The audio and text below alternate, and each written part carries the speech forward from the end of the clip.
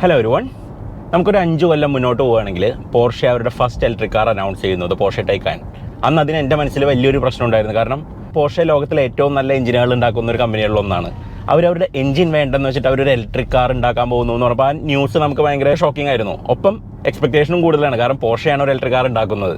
അന്ന് വരെ നമുക്ക് ടെസ്ല മോഡൽ എസ് അങ്ങനത്തെ ഫാസ്റ്റ് വണ്ടികളൊക്കെ ഉണ്ടായിരുന്നു. അപ്പോൾ നമ്മൾ ഇലക്ട്രിക് കാറുകളുടെ പെർഫോമൻസ് പൊട്ടൻഷ്യലിനെ പറ്റി അറിയാം, എന്തുകൊണ്ട് പോർഷയിലേക്ക് പോകുന്നു എന്നുള്ളത് നമുക്കറിയാം. പക്ഷേ ഇതുണ്ടാക്കി വരുമ്പോൾ എന്താവും എന്നുള്ളതായിരുന്നു. എൻ്റെ ഫസ്റ്റ് കാർ വാസ് ടൈക്കാൻ. നമ്മൾ ഒരിക്കലും വിചാരിച്ചില്ല അത് അത്രയും നല്ല ഒരു വണ്ടിയായിരിക്കും എന്നുള്ളത്. കാരണം എനിക്ക് അതുവരെ I am not so convinced on EVs. ഇപ്പോൾ വേൾഡ് വളരെ ഫാസ്റ്റായിട്ട് EVകളിലേക്ക് പോകുമ്പോഴും എൻ്റെ മനസ്സിൽ നമുക്ക് EVകളിലേക്ക് ഇത്ര തിരക്ക് പിടിച്ച് പോകണോ, നല്ല വണ്ടികൾ അപ്പുറത്തെ പെട്രോൾ എഞ്ചിനുകൾ ഇല്ലേ എന്നൊക്കെ നമ്മുടെ മനസ്സിൽ ചോദ്യങ്ങളുണ്ടായിരുന്നു. ഇപ്പോൾ ഉള്ള കറണ്ട് ബാറ്ററി ടെക്നോളജി വെച്ചിട്ട് ഫ്യൂച്ചറാണെന്ന് നമുക്ക് വിചാരിക്കാൻ വയ്യ. അത് might be a better technology out there. പക്ഷേ ഞാൻ ആദ്യമായിട്ട് ഒരു ടൈക്കാൻ ഓടിച്ചോടുകൂടി ആ സംശയം എൻ്റെ മനസ്സിൽ നിന്ന് അങ്ങ് മാറി. They make the best electric cars in the world. Okay, price point വെച്ചിട്ട് ദർ ആർ ബെറ്റർ കാർസ്. പക്ഷേ ഒരു how a car should feel എന്നുള്ളത് ആ പോർഷയുടെ decades of car building experience നമുക്ക് ആ വണ്ടിയിൽ കാണാൻ പറ്റും. ഇന്നിപ്പോൾ നമ്മൾ ഓടിക്കുന്നത് ടൈക്കാൻ്റെ തന്നെ ഒരു വകഭേദമാണ്. This is called the Cross Turismo. Cross Turismo എന്ന് പറയുമ്പോൾ ഇതിൻ്റെ ഒരു എസ്റ്റേറ്റ് വേരിയൻ്റ് ആണ്. റെഗുലർ ടൈക്കാൻ എന്ന് പറയുന്നത് ഒരു 4 ഡോർ സെഡാൻ ആണെങ്കിൽ ഇത് അവർ ആ റൂഫ് ലൈൻ ബാക്കിലേക്ക് എക്സ്റ്റെൻഡ് ചെയ്തിട്ട് ഒരു എസ്റ്റേറ്റ് അല്ലെങ്കിൽ ഒരു വാഗൺ ആക്കിയിട്ടുണ്ട്. ഇത് ക്രോസ് ടൂറിസ്മോ ആണ്. കുറച്ചും കൂടി ഓഫ് റോഡ് പോകാൻ പറ്റുന്ന പോലത്തെ ഒരു എസ്റ്റേറ്റ് എന്നുള്ള രീതിയിലാണ് അവർ ഉണ്ടാക്കിയേക്കുന്നത്. ഇത് കൂടാണ്ട് സ്പോർട്ട് ടൂറിസ്മോ ഉണ്ട്. സ്പോർട്ട് ടൂറിസ്മോ എന്ന് പറയുമ്പോൾ കുറച്ചും കൂടി ലോവേർഡ് ആയിട്ടുള്ള ഒരു സാധാരണ സ്റ്റാൻഡേർഡ് എസ്റ്റേറ്റ് പോലെ തോന്നുന്ന ഒരു വണ്ടിയാണ്. അതിന് വീൽ ആർച്ച് എക്സ്റ്റൻഷൻസും കാര്യങ്ങളൊന്നുമില്ല. അപ്പോൾ നമുക്ക് പെട്ടെന്ന് കണ്ടാൽ തിരിച്ചറിയാവുന്ന അങ്ങനെയാണ്. ഇത് ശരിക്കും പറഞ്ഞാൽ ഒരു ഓഡിയുടെ ഒക്കെ ഒരു ഓൾ റോഡ് എന്നൊക്കെ പറഞ്ഞ പണ്ട് എസ്റ്റേറ്റുകൾ ഉണ്ടായിരുന്നു. അല്ലെങ്കിൽ വോൾവോയുടെ നമ്മൾ ക്രോസ് കൺട്രി എന്ന് പറയുന്ന പോലെ സാധാരണ വേരിയൻറ്റിൻ്റെ കുറച്ചും കൂടി ഓഫ് റോഡി വേർഷൻ. ഫിയറ്റിലാണെങ്കിൽ നമ്മൾ പാലിയോ വീക്കെൻഡും അതിൻ്റെ അഡ്വഞ്ചറും ഉണ്ടായിരുന്നു. അതേപോലെ ഒരു കുറച്ചും കൂടിയും ഒരു ബാഡ് റോഡ്സിനും അല്ലെങ്കിൽ ഒരു കുറച്ചും കൂടിയും ഹില്ലി ആയിട്ടുള്ള ടെറൈനിൽ കുറച്ചും കൂടിയും ഐസി കണ്ടീഷൻസിനൊക്കെ വേണ്ടിയിട്ട് ഉണ്ടാക്കിയ ഒരു വണ്ടിയാണ്. യൂറോപ്പിൽ ഇത് അത്യാവശ്യം പോപ്പുലറാണ്. കാരണം അവർക്ക് എസ്റ്റേറ്റിൻ്റെ പ്രാക്ടിക്കാലിറ്റി ഇഷ്ടമാണ്. ആൻഡ് ഇതിൻ്റെ ഒരു ഓൾ വെതർ യൂസബിലിറ്റിയും അവർക്ക് ഭയങ്കര ഇമ്പോർട്ടൻ്റ് ആണ്. ഇതിൻ്റെ പ്രൈസ് സ്റ്റാർട്ട് ചെയ്യുന്നത് 1.8 crores എന്നാണ്. ശരിക്കും പറയുമ്പോൾ ഭയങ്കര വാല്യൂ ആണ്. കാരണം ഇതിൽ നമുക്ക് 3 കാറുകൾ കിട്ടുന്നുണ്ട്. One is an estate car. നമുക്ക് ബാക്കിൽ അത്യാവശ്യം സൈസബിൾ ആയിട്ടുള്ളൊരു ബൂട്ട് ഉണ്ട്. സീറ്റ്സ് ഫ്ലിപ്പ് ചെയ്തിട്ട് കഴിഞ്ഞാൽ ഇറ്റ്സ് ഹ്യൂജ് ഇൻസൈഡ്. പിന്നെ നമുക്കൊരു സ്പോർട്സ് കാർ കിട്ടുന്നുണ്ട്. It's really fast. നമ്മൾ ആക്സിലേറ്റർ കൊടുത്തു കഴിഞ്ഞാൽ just pulls along. And third one നമുക്ക് അത്യാവശ്യം ഓഫ് റോഡ് ആവുന്ന കുറച്ച് ബാഡ് റോഡ്സ് ഒക്കെ ഹാൻഡിൽ ചെയ്യാവുന്ന ഒരു സെമി ക്രോസ് ഓവർ നമുക്ക് കിട്ടുന്നുണ്ട്. So it's good value. And പല ഇലക്ട്രിക് കാർസിനും കുറേ പവർ ഉണ്ടാവും. സ്ട്രേറ്റ് ലൈനിൽ ഫാസ്റ്റ് ആയിരിക്കും. പക്ഷേ this is good in the corners. ഇപ്പോൾ നമ്മൾ ഈ പോയിന്റിൽ നിന്ന് if I start pushing it just goes. ഈ കോർണേഴ്സിൽ നിന്നൊക്കെ it's really fast. And the best part, ഇതെല്ലാ ടെറൈനിലും തന്നെ ചെയ്യാൻ പറ്റും. നമ്മൾ ലൂസ് ഗ്രാവലിലാണെങ്കിൽ പോലും നമുക്ക് ഫാസ്റ്റായിട്ട് മറ്റേ എക്സിറ്റ് ചെയ്യാൻ പറ്റും. ഇറ്റ് ജസ്റ്റ് ഗോസ് ലൈക്ക് ഒരു റോക്കറ്റ് പോലെയാണ്. 4 വീൽ ട്രാക്ഷൻ ഉണ്ട്, നല്ല ഗ്രിപ്പ് ഉണ്ട്. ആൻഡ് ഇതിൻ്റെ chassis is on a different level. ഞാൻ ഫസ്റ്റ് ടൈം ടൈക്കാൻ ഓടിച്ചപ്പോൾ എനിക്ക് തോന്നിയ ഒരു കാര്യം എന്ന് പറഞ്ഞിട്ടുണ്ടെങ്കിൽ അത് പറയുമ്പോൾ അത് ടോട്ടലി ഏലിയൻ ആയിട്ടുള്ളൊരു സാധനമാണ്. അതുവരെയുള്ള പോർഷകളിൽ നിന്ന് ഭയങ്കര ഡിഫറൻ്റ് ആണ്. പക്ഷേ നമുക്ക് പോർഷെ ബിറ്റ്സ് നമുക്ക് കുറേയധികം ഫീൽ ചെയ്യും. Like you are seated low. നമുക്ക് ഫെമിലിയർ ആയിട്ടുള്ള പോർഷെ സ്റ്റിയറിംഗ് ഉണ്ട്. ആൻഡ് ദ വെയിറ്റ് ഹാൻഡിൽസ്, ആ ഇലക്ട്രിക് പവർ ട്രെയിൻ ആണ് ശരിക്കും നമ്മൾ പുഷ് ചെയ്യുന്ന സൗണ്ട് ഇല്ല എന്നുള്ളൊരു കാര്യം മാറ്റി നിർത്തി കഴിഞ്ഞിട്ടുണ്ടെങ്കിൽ it feels every bit as a Porsche. And ആ ഒരു കാര്യം ഫസ്റ്റ് ടൈം ഓടിച്ചപ്പോൾ എത്ര ഇംപ്രസ് ചെയ്തോ അത്രയും തന്നെ നമുക്ക് ഇപ്പോൾ ഇത്രയും വർഷം കഴിഞ്ഞിട്ട് when you R driving A sport Turismo today ഇന്നും നമുക്ക് ഫീൽ ചെയ്യുന്നുണ്ട്. ലാസ്റ്റ് ഒരു 3-4 years ആയിട്ട് കോമ്പറ്റീഷൻ ട്രൈ ചെയ്യുന്നത് ഇതാവാനായിട്ടാണ്. This is the benchmark. And ഒരു ഔട്ട് ആൻഡ് ഔട്ട് ഹൈവേ മിസൈലാണ്. ലൈക്ക് ഈ ഒരു റോഡ്സിലൊക്കെ you are faster than anything else. പക്ഷേ യാതൊരു സൗണ്ടും ഇല്ല, വേറൊരു ഡ്രാമയും ഇല്ല. പുറത്തുനിന്ന് നോക്കിക്കഴിഞ്ഞിട്ടുണ്ടെങ്കിൽ you are just cruise missile going along. Okay, let's talk about the power. ഇതിന് 490 bhp ആണ് സ്റ്റാൻഡേർഡ് ആയിട്ട് നമ്മൾ ഓടിക്കുന്ന സമയത്ത്. പക്ഷേ നമ്മൾ ലോഞ്ച് കൺട്രോൾ ആക്ടിവേറ്റ് ചെയ്തിട്ടുണ്ടെങ്കിൽ 563 horse പവറിൻ്റെ അടുത്തുണ്ട്. സോ അതെന്താ ചെയ്യുന്നതെന്ന് വെച്ചിട്ടുണ്ടെങ്കിൽ അതൊന്നുകൂടി എല്ലാത്തിനും ഒന്ന് പ്രൈം ചെയ്യും. മോട്ടറിലേക്കൊക്കെ കൂടുതൽ പവർ വിടും. ബാറ്ററി ഒന്നുകൂടി ഒപ്റ്റിമൈസ് ചെയ്തിട്ടുണ്ടാവും. ചാർജ് പെട്ടെന്ന് റിലീസ് ചെയ്യുന്ന രീതിയിലാക്കും. അപ്പോൾ നമ്മൾ വിചാരിക്കുക കുറച്ച് നേരം ചെയ്യാൻ പറ്റുള്ളൂ എന്നുള്ളത്. ബാക്കി ഇലക്ട്രിക് കാറുകൾക്കും ഉണ്ട്. നമ്മൾ എപ്പോഴെങ്കിലും കുറേ പ്രാവശ്യം ലോഞ്ച് ചെയ്ത് കഴിഞ്ഞാൽ കുറച്ച് കഴിയുമ്പോഴത്തേക്ക് ആ വണ്ടി ക്ഷീണിക്കും. ഇനി ഇത്തിരി റെസ്റ്റ് എടുത്തിട്ട് ബാക്കി ചെയ്യാമെന്ന് പറയും. പക്ഷേ പോർഷയ്ക്ക് അങ്ങനെയൊന്നുമില്ല. നിർത്താണ്ട് പല പ്രാവശ്യം ലോഞ്ച് ചെയ്യാൻ പറ്റുമോ സെക്യൂർ ബൈക്ക് എന്ന് ചോദിച്ചു കഴിഞ്ഞാൽ ബട്ട് ടൈക്കാൻ എന്ന് പറയുന്ന പോലെയാണ് ഈ വണ്ടിയുടെ കാര്യം. ഇതിന് എത്ര പ്രാവശ്യം വേണമെങ്കിൽ ലോഞ്ച് ചെയ്യാം. It never gets tired. ഞാൻ തന്നെ കുറേ പ്രാവശ്യം ചെയ്തു. ഞാൻ ക്ഷീണിച്ചല്ലാണ്ട് വണ്ടിക്ക് യാതൊരു ക്ഷീണവും ഇല്ല. I can do this all day എന്നുള്ള പോലെയാണ് ചെയ്തേക്കുന്നത്. എനിക്ക് ആകെ ഒരു വിഷമം എന്ന് പറഞ്ഞാൽ 560 bhp അവർക്ക് വേണമെങ്കിൽ ഫുൾ ടൈം കൊടുക്കാം. നമ്മളിപ്പോൾ ആക്സിലേറ്റർ കൊടുക്കുന്ന ആ ഒരു പോയിന്റിൽ അവർക്ക് വേണമെങ്കിൽ അത് കൊടുക്കാമായിരുന്നു. പക്ഷേ അവർ കൊടുത്തിട്ടില്ല എന്നുള്ളതാണ്. 490 bhp നമ്മൾ ലിമിറ്റ് ചെയ്തിട്ടുണ്ട്. അതെന്തിനാണ് പോർഷെ അങ്ങനെ ചെയ്തതെന്നുള്ളത് എൻ്റെ മനസ്സിലൊരു ചോദ്യമാണ്. ഓക്കെ, 490 bhp അത്ര കുറവായിട്ടല്ല, പക്ഷേ എന്നാലും അത് അവർ ലിമിറ്റ് ചെയ്യേണ്ട കാര്യമില്ലായിരുന്നു എന്നുള്ളതാണ് നമ്മുടെ മനസ്സിൽ തോന്നുന്ന ഒരു വിഷമം.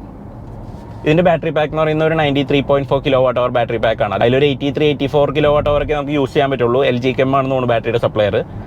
നമ്മൾ പറഞ്ഞില്ലേ പോർഷെ ആദ്യത്തെ ഇലക്ട്രിക് കാർ തന്നെ വളരെ കറക്റ്റായിട്ട് ഉണ്ടാക്കി എന്നുള്ളത്. അവരതിൻ്റെ ആദ്യ പടി എന്നുള്ള പോലെ അവർ 800 volts ആർക്കിടെക്ചറാണ് ഈ വണ്ടിയിൽ യൂസ് ചെയ്തത്. ഈ 800 volt ആർക്കിടെക്ചർ നമ്മൾ മുന്നേ പറഞ്ഞിട്ടുണ്ട്. ഇപ്പോൾ കറൻ്റ്ലി അതൊരു ഹോളി ഗ്രേയിലാണ് നമ്മൾ ഇലക്ട്രിക് കാർസ് ഉണ്ടാക്കണേൽ. കാരണം when you are using higher voltage നമുക്ക് ലോവർ കറണ്ട് മതി. ആൻഡ് കറണ്ട് കുറയും തോറും നമുക്ക് തിന്നർ വയേഴ്സ് യൂസ് ചെയ്യാം, ഹീറ്റ് കുറയ്ക്കാം, അങ്ങനെ പല ബെനിഫിറ്റ്സ് ഉണ്ട്. ആൻഡ് അതിൻ്റെ ഏറ്റവും വലിയ ബെനിഫിറ്റാണ് ഫാസ്റ്റ് ചാർജിങ്. ഈ വണ്ടി 5 to 80% ആവാൻ വേണ്ടിയിട്ട് 270 kW ഒരു ചാർജർ ഉണ്ടെങ്കിൽ നമുക്ക് വെറും 22 മിനിറ്റ് മതി. അതായത് ഒരു 320 കിലോമീറ്ററും കൂടി നമുക്ക് കൂടുതൽ ഓടണമെന്നുണ്ടെങ്കിൽ നമുക്ക് വെറും 22 മിനിറ്റ് വെറുതെ കുത്തിയിട്ട് കഴിഞ്ഞാൽ നമുക്ക് ശരിയാക്കാൻ പറ്റും. നമ്മുടെ കൊച്ചിയിലുള്ള കിയ ഷോറൂമിൽ ഒരു 240 DC ചാർജർ ഉണ്ട്. ഞാനതിൽ പണ്ട് ഒരു ടേക്കാൻ കൊണ്ട് കുത്തിയിട്ടിട്ട് it only took me less than half an hour full battery charge ആക്കിയിട്ട് നമുക്ക് അവിടെ നിന്ന് പോകാൻ പറ്റി. ഇതിൻ്റെ ഒരു ഫുൾ ചാർജിൽ ഒരു 400-420 കിലോമീറ്ററൊക്കെ ഓടുള്ളൂ. പക്ഷേ അത് മതി. ടേക്കാൻ ശരിക്കും ഗ്ലോബലി വളരെ വലിയൊരു വിജയമാണ്. കാരണം അവർക്ക് അത്രയധികം ഇലക്ട്രിക് കാർസ് റോഡിൽ ഇറക്കാൻ പറ്റി. ആൻഡ് അതിന് പ്രധാനമായിട്ടും ഗുണം ചെയ്തതെന്ന് പറഞ്ഞാൽ ഇതിൻ്റെ സ്റ്റൈലിംഗ് ആണ്. ഒട്ടും ഒഫെൻസീവ് അല്ല. ഇത് കണ്ടു കഴിഞ്ഞാൽ നമുക്കൊരു പാനമേരയുടെ ഒരു മോഡേണൈസ്ഡ് വേർഷൻ, പാനമേരയുടെ ഒരു ഫ്യൂച്ചറിസ്റ്റിക് വേർഷൻ. ഇപ്പോൾ പലരും ഇലക്ട്രിക് കാർസ് ഉണ്ടാക്കുമ്പോൾ അവർക്ക് ആ ഗ്രില്ലിൻ്റെ ഭാഗം എന്ത് ചെയ്യണം എന്നൊരു കൺഫ്യൂഷനാണ്. കാരണം എപ്പോഴും വലിയൊരു ഗ്രില്ല് അവരുടെ ഐസ് വണ്ടിക്ക് ഉണ്ടാവും. അത് തന്നെ ഒരു ഇലക്ട്രിക് കാറിലേക്ക് കൊണ്ടുവരണം. ഇലക്ട്രിക് കാറിന് ഗ്രില്ല് ആവശ്യമില്ല, അപ്പോൾ അത് ബ്ലാങ്ക് ഔട്ട് ചെയ്ത് കളയും. ആൻഡ് അതൊരു സോർട്ട് ഓഫ് ഒരു വിയർഡ് ലുക്ക് കൊണ്ടുവരും. പോർഷയ്ക്ക് പിന്നെ ആ പ്രശ്നമില്ല. കാരണം ഒരു വർഷങ്ങളായിട്ട് എയർ കൂൾഡ് വണ്ടികൾ ഇറക്കുന്നതാണ്. അതിന് മിക്കവാറും 911 നോക്കുകയാണെങ്കിൽ ബാക്കിലാണ് എഞ്ചിൻ. അപ്പോൾ അതുകൊണ്ട് ഫ്രണ്ടിൽ ഒരു വലിയ ഗ്രില്ലിൻ്റെ ആവശ്യമേ പണ്ടുതൊട്ടേ പോർഷയ്ക്ക് ഇല്ലാത്തതുകൊണ്ട് ഫ്രണ്ട് ആൻഡ് സ്റ്റൈലിംഗിൽ ഒരു ഗ്രില്ലെന്നുള്ളൊരു എലമെൻറ്റ് പോർഷയ്ക്ക് ഇല്ല. അപ്പോൾ ആ സ്റ്റൈലിംഗ് തന്നെ നമുക്ക് ടൈക്കാനിൽ വന്നപ്പോഴും നമുക്ക് വലിയ കുഴപ്പം തോന്നുന്നില്ല. കാരണം ഫ്രണ്ടിൽ ഗ്രില്ലില്ലെങ്കിലും it looks every bit as a Porsche. ഈ വണ്ടിയുടെ സ്റ്റൈലിംഗ് നമ്മൾ ആദ്യം കാണുന്നത് മിഷൻ ഈ ക്രോസ് ടൂറിസ്മോ എന്ന് പറയുന്ന ഒരു കോൺസെപ്റ്റിലാണ്. കാരണം അന്നേരം പോർഷെ അവരുടെ ഒരു ഓൾ റോഡ് എസ്റ്റേറ്റ് പോലത്തെ ഒരു വണ്ടിയായിട്ട് അത് കാണിച്ചിരുന്നു. ആൻഡ് അത് അവർ പ്രൊഡക്ഷനിൽ ഇടുകയും ചെയ്തു. ആൻഡ് ഈ ക്രോസ് ടൂറിസ്മോൻ്റെ സ്റ്റൈലിംഗ് എസ്റ്റേറ്റ് കാറുകൾ ഇഷ്ടമാകുന്നവർക്ക് ശരിക്കും ഇഷ്ടമാകും. കാരണം അത് എസ്റ്റേറ്റ് കാറിനേക്കാൾ കൂടുതൽ കുറച്ചും കൂടി ഒരു ഷൂട്ടിംഗ് ബ്രേക്കാണ്. ബാക്കിലേക്ക് പോകുന്ന ഭയങ്കര ടേപ്പർ ചെയ്ത് വരുന്നുണ്ട്.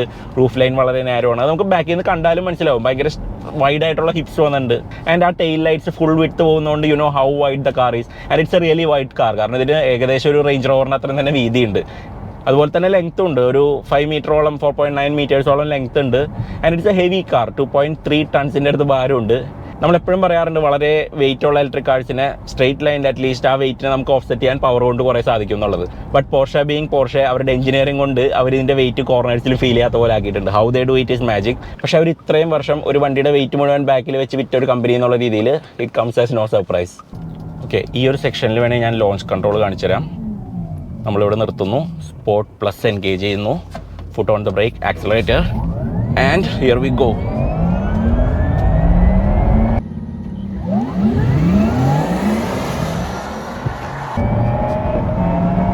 Oh my god. Oh my god. And ഇതാണ് slower version. This is the 4S. നമുക്ക് ടേക്ക് ആൻഡ് ക്രോസ് ടൂറിസ്മോ കിട്ടുന്നതിൽ ഏറ്റവും slowest version I think it's the 4S. ഇതിൻ്റെ മുകളിൽ നിന്ന് it only gets faster. But honestly ഇതിലും കൂടുതൽ സ്പീഡിൻ്റെ ഒന്നും ആവശ്യമില്ല. 4S is more than sufficient. ടേക്കാനിൽ അവർ ചെയ്ത രണ്ടാമത്തെ ക്ലെവറായ കാര്യം എന്ന് പറയുന്നത് അവരതിനൊരു ഗിയർ ബോക്സ് കൊടുത്തു ബാക്കിലത്തെ മോട്ടറിന്. അതൊരു 2 സ്പീഡ് ഗിയർ ബോക്സ് ആണ്. പക്ഷേ അതിൻ്റെ ഗുണം എന്ന് പറഞ്ഞിട്ടുണ്ടെങ്കിൽ ഇത് ചെറിയ സ്പീഡുകളിൽ എടുത്ത് പോകുന്ന സമയത്ത് it has sufficient low in torque. And അത് കഴിഞ്ഞിട്ട് സെക്കൻഡ് ഗിയറിലേക്ക് മാറിക്കഴിഞ്ഞാൽ that gives you the top speed. അപ്പോൾ നമുക്ക് ആക്സിലറേഷനും ഉണ്ട്, ടോപ്പ് സ്പീഡും ഉണ്ട്. And this gives you the best of both worlds. അതുകൊണ്ടാണ് നമ്മൾ പലപ്പോഴും ടേക്ക് ആൻഡ് ഡ്രാഗ് റേസ് വീഡിയോകൾ കാണുമ്പോഴും അതുപോലെ ഈ വണ്ടി ഓടിക്കുമ്പോഴും നമുക്ക് മനസ്സിലാവും ഇതിൻ്റെ പവർ ഔട്ട്പുട്ടിനേക്കാൾ കൂടുതൽ ആക്സിലറേഷൻ ഉണ്ട് because of the gear box. And അത് കൂടാണ്ട് 250 കിലോമീറ്ററിൻ്റെ അടുത്ത് ടോപ്പ് സ്പീഡും ഉണ്ട്. പക്ഷേ ഈ ഗിയർ ബോക്സിൻ്റെ ഒരു കുഴപ്പം എന്ന് പറഞ്ഞിട്ടുണ്ടെങ്കിൽ നമ്മളിപ്പോൾ ഈ നോർമൽ മോഡിൽ ഇട്ട് ഓടിക്കുന്ന സമയത്ത് നമ്മൾ പെട്ടെന്ന് ആക്സിലേറ്റർ കൊടുത്തു കഴിഞ്ഞാൽ അത് ആ ഗിയർ ചേഞ്ച് ചെയ്യണത് നമുക്ക് ഒരു ജോൾട്ട് പോലെ നമുക്ക് ഫീൽ ചെയ്യും. സെക്കൻഡ് ഗിയറിലായിരിക്കും അത് പോകുന്നത്. അപ്പോൾ അന്നേരം പെട്ടെന്ന് നമ്മൾ ആക്സിലേഷൻ ഡിമാൻഡ് ചെയ്യുമ്പോൾ ഇത് പെട്ടെന്നൊന്ന് ഫസ്റ്റിലേക്ക് ഷിഫ്റ്റ് ചെയ്യും. ആ ഷിഫ്റ്റ് ചെയ്യുന്ന സമയത്തും അത് കഴിഞ്ഞിട്ടുള്ള പെട്ടെന്നുള്ള ആക്സിലേഷൻ നമുക്കൊരു ചെറിയൊരു ജോൾട്ട് പോലെ നമുക്ക് ഫീൽ ചെയ്യും. സ്പോർട്ടിലിട്ട് ഓടിച്ചു കഴിഞ്ഞാൽ വലിയ കുഴപ്പമില്ല. കാരണം മിക്കവാറും സമയത്തൊക്കെ ഇത് ഫസ്റ്റ് ഗിയറിൽ തന്നെ മെയിൻറ്റെയിൻ ചെയ്യും. അപ്പോൾ അതുകൊണ്ട് നമ്മൾ ആക്സിലേറ്റ് ചെയ്യുന്ന സമയത്തും ഇമ്മീഡിയറ്റ് ആക്സിലേഷൻ നമുക്ക് കിട്ടും. മെക്കാനിക്കൽ കാര്യങ്ങൾ മാറ്റി നിർത്തി കഴിഞ്ഞാലും ടേക്കാൻ്റെ ഒരു സക്സസിൻ്റെ ഒരു റീസൺ എന്ന് പറയുന്നത് അവർ ഇതിനൊരു ലക്ഷറി കാർ പേഴ്സോണ കൊടുത്തു. കാരണം ഇത് ഡ്രൈവ് ചെയ്യുമ്പോൾ നമുക്ക് അത്യാവശ്യം ഒരു കോമ്പീറ്റൻ്റ് ആയിട്ടുള്ള ലക്ഷറി കാർ പോലെ തന്നെയാണ് നമുക്ക് തോന്നുക. സീറ്റ്സ് വളരെ കംഫർട്ടബിൾ ആണ്. എടുത്തു പറയേണ്ട സൗണ്ട് ഇൻസുലേഷൻ ആണ്. കാരണം ഈ ഗ്ലാസിനൊക്കെ ഡബിൾ ഗ്ലേസിംഗ് ഉണ്ട്, അക്വസ്റ്റിക് ഗ്ലാസ് ആണ്. ഇതിൽ നിന്ന് പുറത്തുള്ള സൗണ്ട്സ് ഒന്നും നമുക്ക് കേൾക്കില്ല. നമ്മൾ ഗ്ലാസ് താഴ്ത്തി കഴിയുമ്പോഴാണ് നമുക്ക് മനസ്സിലാവും ഇത്രയും നോയ്സ് അവിടെ ഉണ്ടെന്നുള്ളത്. ഇതിപ്പോൾ ഒട്ടും വിൻ നോയ്സും വേറെ ഇതൊന്നുമില്ല, വളരെ ഇൻസുലേറ്റഡ് ആണ്. പുറത്തുള്ള സൗണ്ടുകളൊന്നും നമ്മൾ അധികം അറിയുന്നില്ല. നമ്മൾ വളരെ കൊക്കുണ്ടായിട്ട് നമ്മൾ ഇതിൻ്റെ അകത്ത് ഇങ്ങനെ ഇരിക്കുകയാണ്. ആൻഡ് എല്ലാ മെറ്റീരിയൽസും വളരെ നല്ല ഹൈ ക്വാളിറ്റിയാണ്. ഈ ഡാഷ്ബോർഡും ഇതിൻ്റെ ഈ സ്റ്റിയറിങ്ങും ഇതിൻ്റെയൊക്കെ സർഫസസ് ഒക്കെ വളരെ നീറ്റാണ്. ഇതിനൊരു ബ്ലാക്കും ബോർഡോ റെഡും ഒരു കോമ്പിനേഷനാണ് ഈ വണ്ടിക്ക് വരുന്നത്. അതിൽ കുറേ നിയോഡിയം ഫിനിഷിലുള്ള ട്രിംസ് ഒക്കെ അവിടെ ഇവിടെയൊക്കെ കൊടുത്തിട്ടുണ്ട്. നമുക്ക് സ്റ്റിയറിംഗ് മുതലും അതുപോലെ AC വെന്റിന് ചുറ്റും ഈ കപ്പ് ഹോൾഡറിന് ചുറ്റൊക്കെ നമുക്ക് കാണാൻ പറ്റും. സീറ്റ്സ് ഒക്കെ 14 വേ അഡ്ജസ്റ്റബിൾ ആണ്. നമുക്ക് ഇതിൽ ഈ അണ്ടർ തൈ സപ്പോർട്ട് എക്സ്റ്റെൻഡ് ചെയ്യാം. ഈ സൈഡിലെ ബോൾസ്റ്റേഴ്സ് നമുക്ക് വേണേൽ ടൈറ്റ് ആക്കാം, ലൂസ് ആക്കാം. അതുപോലെ ബാക്ക് സീറ്റും അത്യാവശ്യം കംഫർട്ടബിൾ ആണ്. നമ്മൾ വിചാരിക്കും ആ ബാക്ക് സീറ്റിന് വലിയ റിക്ലൈൻ ഇല്ല, വലിയ കംഫർട്ടബിൾ അല്ല എന്നുള്ളത്. പക്ഷേ അതിൽ ഇരുന്ന് കഴിഞ്ഞാൽ വലിയ കുഴപ്പമില്ല. ഇതിന് നമുക്ക് 5 സീറ്റർ കോൺഫിഗറേഷനും 4 സീറ്റർ കോൺഫിഗറേഷനും കിട്ടും ബാക്ക് സീറ്റിന് വേണമെങ്കിൽ. ആൻഡ് ക്രോസ് ടൂറിസ്മോയിൽ ഐ തിങ്ക് 5 സീറ്റർ മേടിക്കാം. കാരണം റെഗുലർ ടേക്കാൻ വേരിയന്റിൽ റൂഫ് ലൈൻ ഭയങ്കര കോംപ്രമൈസ്ഡ് ആയതുകൊണ്ട് നടക്കും ഒരാൾക്ക് ഇരിക്കാൻ പറ്റില്ല പൊക്കമുള്ളതുകൊണ്ട്. പക്ഷേ ഇതിൽ വലിയ കുഴപ്പമില്ല. റൂഫ് ഇത്രയും കൂടി ഫ്ലാറ്റ് ആയിട്ട് പോകുന്നുണ്ട്. റൂഫ് ആക്ച്വലി ഗ്ലാസ് ആണ്, അതിന് കവറൊന്നുമില്ല, പക്ഷേ വളരെ ഹെവിലി ടിൻറ്റഡ് ആണ്. അപ്പോൾ അതുകൊണ്ട് വെയിലത്ത് വലിയ കുഴപ്പമില്ല. ഉൾവശത്തിൻ്റെ കാര്യം പറയുമ്പോൾ നമുക്ക് ഇവിടെ ഫുൾ സ്ക്രീൻ ഫെസ്റ്റ് ആണ്. ഏറ്റവും ബിഗ്ഗസ്റ്റ് സ്ക്രീൻ എന്ന് പറയുന്നത് നമ്മുടെ ഫ്രണ്ടിലുള്ള ഈ ഡ്രൈവർ ഡിസ്പ്ലേ ആണ്. 16.8 ഇഞ്ചാണ് ഇതിൻ്റെ ഡയഗണൽ സൈസ്. കേർവ്ഡ് ഡിസ്പ്ലേ ആണ്. പക്ഷേ അതിനൊരു ഡ്രോബാക്ക് ഉണ്ട്. നമുക്ക് ഇവിടെ ഇരുന്നുണ്ടെങ്കിൽ നമുക്ക് ഇതിൻ്റെ എക്സ്ട്രീമിറ്റീസ് കാണാൻ പറ്റില്ല. ഇതിൻ്റെ സ്റ്റിയറിംഗ് കാരണം നമുക്ക് കുറേ ഭാഗങ്ങൾ കവറാവും. 992 ജനറേഷൻ 911 ഇത് ഇഷ്യൂ ഉണ്ട്. പക്ഷേ എന്നാലും എസെൻഷ്യലായിട്ട് കാണേണ്ട കാര്യങ്ങളൊക്കെ അവർ സെൻറ്ററിലേക്ക് വെച്ചിട്ടുണ്ട്. സൈഡ് പോകുന്ന ഇൻഫർമേഷൻ എന്ന് പറയുന്നത് ഇപ്പുറത്ത് ഔട്ട്സൈഡ് ടെമ്പറേച്ചർ കാണിക്കുന്നുണ്ട് 28.5 എന്നുള്ളത്. അതെനിക്ക് കാണാൻ പറ്റുന്നില്ല. ആൻഡ് ഇപ്പുറത്ത് ടൈം ഉണ്ട്. പക്ഷേ ടൈം കാണണമെങ്കിൽ നമുക്ക് അവിടെ ഒരു ക്ലോക്ക് കൊടുത്തിട്ടുണ്ട്. അത് കാണാൻ നല്ല ഭംഗിയുള്ള ഒരു ക്ലോക്കാണ്. ക്രോസ് ടൂറിസം പോലെ ആക്ച്വലി നമുക്ക് അവിടെ ഒരു ഓപ്ഷണലായിട്ട് വേണമെങ്കിൽ ഒരു കോമ്പസ് ഓർഡർ ചെയ്യാൻ പറ്റും. അതിന് പകരം കോമ്പസ് നമുക്ക് ഇന്നത്തെ കാലത്തൊന്നും വലിയ ആവശ്യം തോന്നാറില്ല, ഇപ്പോൾ ജീപ്പിൻ്റെ ആണെങ്കിലും ഇതാണെങ്കിലും. പക്ഷേ clock never looks out of place. Clock നമുക്ക് കാണുമ്പോൾ ഒരു ഭംഗിയുള്ള ഒരു സംഭവമാണ് സെൻറ്ററിൽ ഇരിക്കുന്നത്. അതിനൊരു പോർഷെ സ്പോർട്ട് ക്രോണോൻ്റെ ഒരു ട്രഡീഷനാണ്. അപ്പോൾ അതുകൊണ്ട് ദാറ്റ് ലുക്സ് നൈസ്. പിന്നെ ഒരു ഡിസ്പ്ലേ എന്ന് പറയുന്നത് ഇവിടുത്തെ ഈ ഇൻഫോർടൈൻമെൻറ്റ് ഡിസ്പ്ലേ ആണ്. അതിൻ്റെ താഴെയായിട്ട് ഇവിടുത്തെ AC കൺട്രോൾസ് ഉണ്ട്. ആക്ച്വലി ഇതിൻ്റെ ബാക്കിൽ റിയർ പാസഞ്ചേഴ്സിന് വേണ്ടിയിട്ടുള്ള AC കൺട്രോൾസിന് അവിടെ ഒരു ഡിസ്പ്ലേ ഉണ്ട്. ഇതൊന്നും പോരാണ്ട് നമുക്കൊരു 5th ഡിസ്പ്ലേ പോസിബിൾ ആണ്. അവിടെ ഒരു പാസഞ്ചർ ഡിസ്പ്ലേ എന്ന് പറഞ്ഞിട്ടൊരു ഓപ്ഷൻ ഉണ്ട്. കൊടുത്തു കഴിഞ്ഞാൽ ഡാഷ്ബോർഡിൻ്റെ ആ ഒരു സൈഡിൽ ആ ഒരു എക്സ്ട്രാ ഡിസ്പ്ലേയും കൂടിയും വരും. അതിലപ്പുറത്തിരിക്കുന്ന പാസഞ്ചറിന് വേണ്ടി നാവിഗേഷൻ സെറ്റ് ചെയ്യാം. മ്യൂസിക് കൺട്രോൾസ് ഉണ്ട്. അതുപോലെ തന്നെ സ്പീഡോമീറ്ററും ബാക്കി കാര്യങ്ങളൊക്കെ അവിടെ വേണ്ടി ഡിസ്പ്ലേ ചെയ്യാം. പറയുമ്പോൾ എക്സ്ട്രാ ബാറ്ററി കൂടി കൺസ്യൂം ചെയ്യുന്ന ഒരു സ്ക്രീനും കൂടി ഓർഡർ ചെയ്യേണ്ട ആവശ്യമൊന്നുമില്ല. കാരണം ഈ ഡിസ്പ്ലേ നമുക്ക് കാണാൻ പറ്റും, കൈയെത്തിക്കാവുന്ന ദൂരത്തൊക്കെ തന്നെയാണ്. പക്ഷേ ആ ഫുൾ എക്സ്പീരിയൻസ് വേണമെങ്കിൽ just one more thing to add to the order list.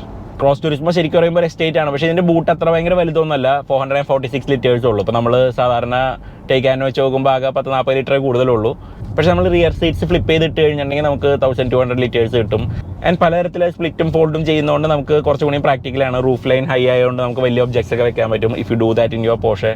Cross ടൂറിസ്മോൻ്റെ റൈഡ് ഹൈറ്റ് റെഗുലർ ടേക്കാനോ വെച്ച് നോക്കുമ്പോൾ ഒരു 20 mm ഹയർ ആണ്. അവിടെ നമുക്ക് പിന്നെയും സസ്പെൻഷൻ കുറച്ചുകൂടി റേസ് ചെയ്യാൻ പറ്റും ഈ ഒരു ബട്ടൺ പ്രസ് ചെയ്ത് കഴിഞ്ഞിട്ടുണ്ടെങ്കിൽ ബാഡ് റോഡ്സിനൊക്കെ വേണ്ടിയിട്ട്. ഈ ഡ്രൈവ് മോഡ്സിൻ്റെ കൂടെ നമുക്ക് റേഞ്ച് എന്ന് പറയുന്ന ഒരു മോഡും കൂടി ഉണ്ട്. റേഞ്ച് ഇട്ട് കഴിഞ്ഞിട്ടുണ്ടെങ്കിൽ വണ്ടി കുറച്ചും കൂടി ഇക്കണോമിക്കലാവും. ഇപ്പോഴത്തെ ഈ ഇൻഡിക്കേഷൻ വെച്ചിട്ട് ഇതൊരു 10% കൂടി കൂടുതൽ നമുക്ക് റേഞ്ച് കിട്ടുന്നുണ്ട്. സസ്പെൻഷൻ അന്നേരം 10 mm ലോവർ ചെയ്യും. അതുപോലെ തന്നെ ടോപ്പ് സ്പീഡ് 100ൻ്റെ അടുത്ത് ലിമിറ്റ് ചെയ്യും. അങ്ങനെയാണ് റേഞ്ച് ഒപ്പിക്കുന്നതെന്ന് തോന്നുന്നു. ഇതിനൊരു ലക്ഷറി കാർ റോളും കൂടി ഉള്ളതുകൊണ്ട് ഇതിൻ്റെ റൈഡ് ക്വാളിറ്റിയും വളരെ നല്ലതാണ്. നമ്മൾ ബാഡ് റോഡ്സിലും നമ്മളതുപോലെ റഫായിട്ടുള്ള ടെറൈനിലൊക്കെ പോകുമ്പോൾ നമുക്ക് കാണാൻ പറ്റും ഇതിൻ്റെ ride quality is very well judged. നമുക്ക് സസ്പെൻഷൻ ഒരു അനാവശ്യമായ ഫേംനെസ്, ഒരു ക്രാഷി ഫീലൊന്നുമില്ല. It just goes along really nicely. ഇപ്പോൾ ഈ എക്സ്പാൻഷൻ ജോയിൻസിലും ഈ സാധനങ്ങളിലൊക്കെ ഇത് അത്യാവശ്യം കംഫർട്ടബിൾ ആണ്. ഇതിപ്പോൾ 20 ഇഞ്ച് വീൽസ് ആണ്. ഇതിൻ്റെ നെക്സ്റ്റ് സൈസ് 21 അവൈലബിൾ ആണ്. ഇതിൻ്റെ ഹയർ ട്രിംസിൽ ഇപ്പോൾ അതുപോലെയൊക്കെ നമുക്ക് വലിയ വീൽസ് 21 ഇഞ്ചൊക്കെ പോസിബിൾ ആണ്. ബ്രേക്സ് സ്റ്റീൽ ബ്രേക്സ് ആണ്. And it has plenty of stopping power. ആകെയുള്ളത് ആ പെഡലിലെ ട്രാൻസിഷൻ നമുക്ക് ചെറുതായിട്ട് ഫീൽ ചെയ്യുന്നുണ്ട്. ചില സമയത്ത് നമുക്ക് റീക്യൂപ്പറേഷനിൽ നിന്ന് നേരെ മെക്കാനിക്കൽ ബ്രേക്സിലേക്ക് മാറുന്ന ആ ഒരു സ്വിച്ച് ഓവർ പോയിന്റ് ചിലപ്പോൾ മനസ്സിലാവുന്നുണ്ട്. എനിക്കിതിൽ ദേഷ്യമുള്ളൊരു കാര്യം എന്ന് പറഞ്ഞിട്ടുണ്ടെങ്കിൽ ഇതിലെ വെൻസ് അവർ ഫിക്സഡ് ആക്കിയിട്ട് ഇതിൻ്റെ ഉള്ളിൽ എയർ എങ്ങോട്ട് ഡയറക്റ്റ് ചെയ്യണം എന്നുള്ള പോലത്തെ വെയിൻസ് അകത്ത് കൊടുത്തു. ആൻഡ് അത് നമ്മൾ കൺട്രോൾ ചെയ്യുന്ന ടച്ച് സ്ക്രീനിൽ കൂടെയാണ്. അപ്പോൾ നമുക്ക് എയർ ഫ്ലോ നമുക്ക് അഡ്ജസ്റ്റ് ചെയ്യണമെന്നുണ്ടെങ്കിൽ നമ്മൾ ടച്ച് സ്ക്രീനിൽ പോയിട്ട് ഇങ്ങനെ മാറ്റണം. വളരെ സിമ്പിൾ വെൻറ്റിൽ കൂടെ പണ്ട് നമ്മൾ മാനുവലി ചെയ്തിരുന്ന ഒരു സാധനമാണ്. പക്ഷേ നമുക്കിപ്പോൾ അത് ചെയ്യണമെന്നുണ്ടെങ്കിൽ നമ്മൾ ഈ സ്ക്രീനിൻ്റെ അകത്ത് പോയി you have to fiddle around with all these settings. And അത് അത്ര ആക്യുറേറ്റ് അല്ല. ബാക്കി നമുക്ക് AC കൺട്രോൾസ്, ടെമ്പറേച്ചർ അഡ്ജസ്റ്റ് ചെയ്യണം, ഫാൻ സ്പീഡ് അഡ്ജസ്റ്റ് ചെയ്യണമൊക്കെ നമുക്ക് ഇതിൽ ചെയ്യാൻ പറ്റും. ഇതിനൊക്കെ ഒരു ഹാപ്റ്റിക് ഫീഡ്ബാക്ക് ഒക്കെ ഉണ്ട് വിച്ച് ഫീൽസ് നൈസ്. നമ്മൾ ഫസ്റ്റ് ജെൻ പാനമേറയിൽ നമ്മൾ ബട്ടൺ ഫെസ്റ്റ് ആണെന്ന് പറഞ്ഞാൽ എല്ലാവരും കുറ്റം പറയുമ്പോൾ പോർഷെ വിചാരിച്ചു എന്നാൽ ബട്ടൺസ് ഒക്കെ എടുത്ത് കളഞ്ഞിട്ട് നമുക്കിതെല്ലാം മെനുവിൻ്റെ അകത്താക്കാം. അപ്പോൾ നമുക്ക് പാർക്കിംഗ് ബ്രേക്ക് പോലും നമുക്ക് വേണമെങ്കിൽ ഇതിൻ്റെ അകത്ത് നിന്ന് ടച്ച് സ്ക്രീനിൽ എൻഗേജ് ചെയ്യാമെന്നുള്ളതാണ് ഇപ്പോഴത്തെ അവസ്ഥ. ആൻഡ് എനിക്ക് അത് മാത്രമാണ് ഈ വണ്ടിയിൽ ആകെ ഒരു കംപ്ലൈൻറ്റ് ഉള്ളത്. കാരണം ബാക്കി പോർഷയുടെ മെക്കാനിക്കൽ ബിറ്റ്സിനൊന്നും കുറ്റം പറയാൻ പറ്റില്ല. Everything feels nice. They know how to do that. അവരിപ്പോൾ ഈ സ്ക്രീനുകളൊക്കെ വെച്ച് കുറേ കാര്യങ്ങൾ ചെയ്യുന്നത് ഒഴിച്ചു കഴിഞ്ഞാൽ this is a fantastic car. ഞാനിതൊരു പോർഷെ എന്തൂസിയാസ്റ്റ് ആയതുകൊണ്ട് പറയണമല്ല, പക്ഷേ ഇങ്ങനത്തെ കാറുകളാണ് എന്നെ പോർഷെ എന്തൂസിയാസ്റ്റ് ആക്കുന്നത്. This is that good. ഒരു പോർഷെ നമ്മൾ ഓടിക്കുമ്പോൾ how it makes you feel special എന്നുള്ളത് that has to be really experience. അവർ പരിസ്ഥിതി പറയുന്ന പോലെ ദർ ഈസ് നോ സബ്സ്റ്റിറ്റ്യൂട്ട് എന്ന് പറഞ്ഞാൽ സത്യമാണ്. സത്യം പറഞ്ഞാൽ പോർഷെ പോലെ ഫീൽ ചെയ്യുന്ന വേറെ വണ്ടികളൊന്നുമില്ല. എനിക്ക് ഈ വണ്ടീനെ പറ്റി വേണമെങ്കിൽ ഇന്ന് വൈകുന്നേരം വരെ സംസാരിക്കാം, പക്ഷേ നിങ്ങളെ ബോറടിപ്പിക്കുന്നില്ല. നമുക്കതുകൊണ്ട് ഈ വീഡിയോ ഇവിടെ നിർത്താം. നിങ്ങൾക്ക് ടേക്കാൻ ഇഷ്ടമായോ, അതുപോലെ ടേക്കാൻ്റെ ലുക്സ് ആണോ, ക്രോസ് ടൂറിസ്മോ സ്പോർട്ട് ടൂറിസ്മോ പോലത്തെ ഒരു വാഗൺ ലുക്കാണോ നിങ്ങൾക്ക് കൂടുതൽ ഇഷ്ടം എന്നുള്ളതൊക്കെ ഒന്ന് കമൻസിൽ അറിയിക്കുക. നമുക്ക് മറ്റൊരു വീഡിയോ ആയിട്ട് വേറെ ദിവസം കാണാം. Thanks for watching.